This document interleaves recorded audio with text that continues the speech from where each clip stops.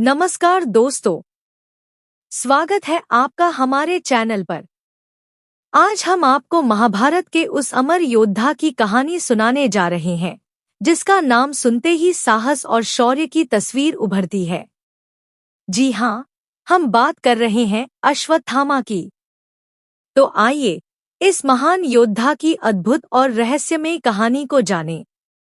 अश्वत्थामा, महाभारत के अमर योद्धा की कहानी। अश्वत्थामा का जन्म और प्रारंभिक जीवन। अश्वत्थामा कोई आम बालक नहीं था। उसका जन्म स्वयं महादेव के वरदान से हुआ था। उसके गुरु स्वयं उसके पिता थे, जिन्होंने उसे सभी अस्त्र शस्त्र और ग्रंथों का ज्ञान दिया था। लेकिन जब अश्वत्थामा छोटा था तब द्रोणाचार्य की आर्थिक स्थिति ठीक नहीं थी। सहायता के लिए वो अपने मित्र द्रुपद के पास गए थे, लेकिन जब भरी सभा में अश्वत्थामा ने अपने पिता का अपमान होते हुए देखा तो उसके मन में प्रतिशोध की भावना विकसित हो गई। फिर द्रोणाचार्य हस्तिनापुर के गुरु बन गए और फिर अश्वत्थामा की मित्रता दुर्योधन से हुई। शिक्षा पूरी होने के पश्चात जब बात गुरु दक्षिणा की आई तो द्रोणाचार्य ने द्रुपद को बंदी बनाने का आदेश दिया और अपने पुत्र को सिंहासन पर बैठा दिया। महाभारत युद्ध में अश्वत्थामा की भूमिका। अश्वत्थामा में वो शक्ति थी कि संपूर्ण महाभारत को अकेले दम पर जीत सकता था। जब महाभारत का युद्ध आरंभ हुआ तो अश्वत्थामा ने कुरुक्षेत्र में हाहाकार मचा दिया था। पिता पुत्र की जोड़ी ने महाभारत युद्ध में पांडव सेना को तितर-बितर कर दिया। पांडवों की सेना की पराजय देखकर श्री कृष्ण ने युधिष्ठिर को एक योजना अपनाने का परामर्श दिया। इस योजना के अंतर्गत यह सूचना प्रसारित कर दी गई कि अश्वत्थामा का वध हो गया है। जब गुरु द्रोणाचार्य ने धर्मराज युधिष्ठिर से सच जानना चाहा तो उन्होंने उत्तर दिया, अश्वत्थामा हतो नरो वा कुंजरो, अर्थात अश्वत्थामा मारा गया लेकिन हाथी। परंतु उन्होंने बड़े धीमे स्वर में वा कुंजरो कहा और मिथ्या वचन से भी बच गए। श्री कृष्ण ने उसी समय शंखनाद कर दिया, जिसके कारण गुरु द्रोणाचार्य अंतिम शब्द सुन ही नहीं पाए। अपने प्रिय पुत्र की मृत्यु का समाचार सुनकर अपने शस्त्र त्याग दिए और युद्धभूमि में नेत्र बंद कर शोकग्रस्त अवस्था में विराजित हो गए। गुरु द्रोणाचार्य जी को ने शस्त्र देखकर द्रौपदी के भाई धृष्टद्युम्न ने तलवार से उनका सर काट दिया।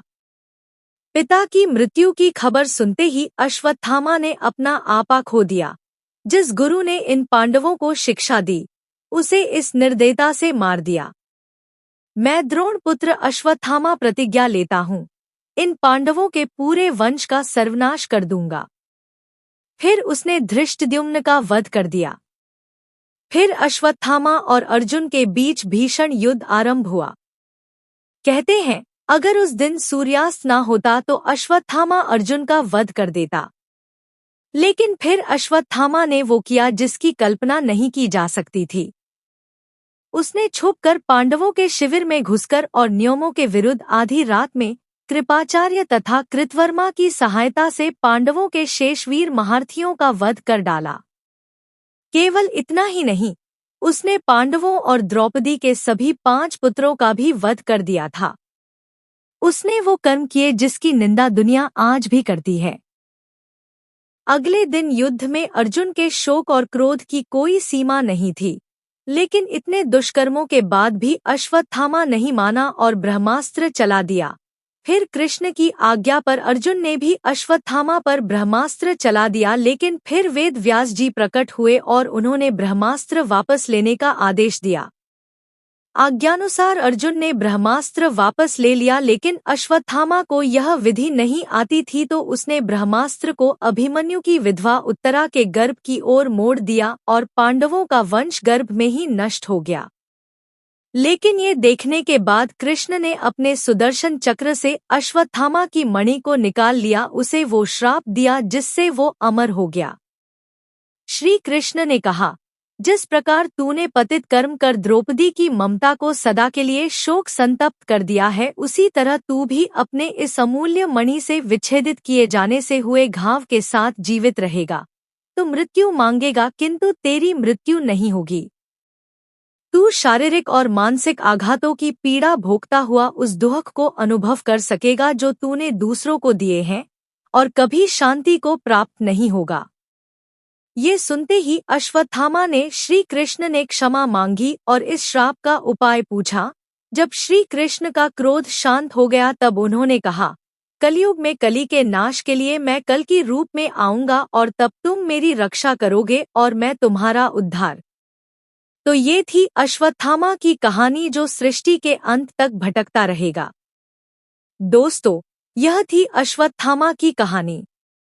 अगर आपको यह वीडियो पसंद आया हो तो लाइक करें, शेयर करें और हमारे चैनल को सब्सक्राइब करना न भूलें। साथ ही कमेंट में बताएं कि आपको यह कहानी कैसी लगी। फिर मिलेंगे एक और रोचक कहानी के साथ। धन्यवाद।